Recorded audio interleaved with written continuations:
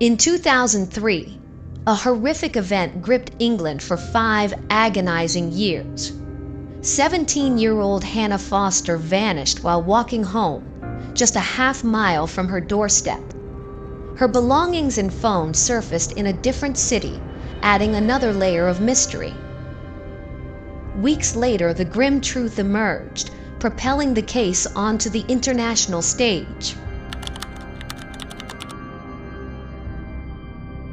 Hannah Foster was born on August 31, 1985 in Southampton, UK. She lived with her mother Hilary, father Trevor, and older sister Sarah. At school, Hannah was an excellent student and planned to go to medical school after graduation. On March 14, 2003, the girl went to meet her friend. They visited 2 local pubs and decided to go home around 10:30 p.m. Hannah walked her friend to the bus stop and waited for her bus. It was less than a kilometer home, so she decided to walk. Early in the morning, her mother started getting ready for work and realized that her daughter had not come home. Hilary sent several text messages and called, but Hannah did not answer the phone. A few hours later, at 10:30 a.m., the parents called the police. The police immediately started searching and first looked at the video camera footage.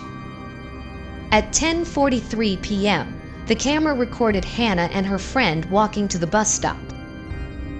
They tried to track the location of the girl's phone using cell towers, but at that time, this data was inaccurate. They determined that the phone was in the city of Portsmouth, a 30-minute drive from Southampton. Soon, Hannah's bag and phone were found in a dumpster in Portsmouth. After examining the information from the phone, detectives learned that the girl had called the emergency services at around 11 p.m. The recording could hear distant voices. The operator decided that the emergency number was dialed by accident. She switched the call to a voice assistant which said, "If you need help, press 2 digits 5. But Hannah did nothing. The call recording was sent for examination. Experts determined that the girl was in a large vehicle, presumably a van. One voice belonged to a man with an Asian accent. On March 16, 2003, a 14-year-old boy found the girl's body on the side of the road. It was Hannah. The parents were in shock and could not believe what had happened. Their daughter was kidnapped 800 meters from home.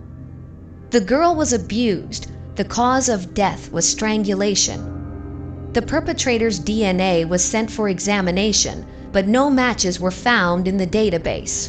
The investigators did not have any serious leads, so they decided to pass all the information to the British TV channel, BBC News, to cover this crime in front of the public. The detectives hoped to find new witnesses. The program about Hannah's unsolved case aired on March 26. The next day, a man named James Dennis told police he was the manager of a food delivery company. One of his employees drives such a van and speaks with an Asian accent. The driver turned out to be a 40-year-old migrant from India, Maninder Kohli. The man came to the UK in 1993. He was married and had 2 children. On March 14th, Kohli did not leave the van in the service parking lot and drove it home. The next day, he worked until lunchtime and asked to be excused due to poor health, as his back was hurting badly. On that day, the manager noticed fresh scratches on his face. The van was confiscated and the perpetrator's DNA was found, but there was not enough material to match the sample found on the victim's body. The police went to Kohli's house.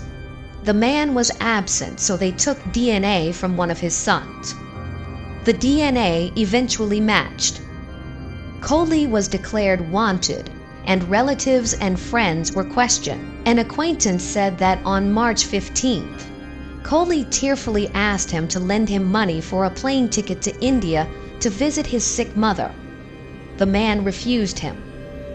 On March 18th, Kohli was seen on cameras at the bus station, where he bought a ticket to the airport. Upon arrival, he took a ticket to Delhi and flew away on the first flight. On April 3, 2003, the police obtained an international arrest warrant for Kohli. In India, local authorities searched his father's house, but Kohli was not there. The father said that he would not help the criminal, even though he was his son. Kohli could not be found for a year. Many began to think that he would be able to avoid punishment. Southampton Police Department offered a £60,000 reward for information on Kohli's whereabouts. One of the Indian taxi drivers said that he had driven a similar man several times. The man said that he works in the UK and flew to India for the holiday. On July 15th, Kohli was arrested. During this time, he managed to change his name and get married. Before his arrest, the man tried to escape to Nepal with his new wife. Kohli confessed to the crime on camera. He said that he had been drinking heavily at the bar that night, and when he decided to go home, he noticed Hannah. After waiting for the street to be empty, he drove up and dragged her into the car. At this point, a problem arose. The Indian authorities were in no hurry to extradite Kohli. The fight for the extradition of the criminal lasted 3 years. Hannah's parents vowed that they would not rest until he was punished according to the laws of England. On July 28, 2007, he was finally extradited to the UK. Despite the existing confession tape, he began to deny everything, citing the fact that the Indian police had put pressure on him. There was enough evidence for the prosecution, so on November 25, 2008, Kohli was found guilty and sentenced to 24 years in prison. He will not be eligible for parole until he is 63 years old. The parents waited 5 years for justice, but for an Indian migrant, an English prison is hardly a severe punishment. Most prisons in the UK are clean, well-fed, and have comfortable cells. Thank you for watching.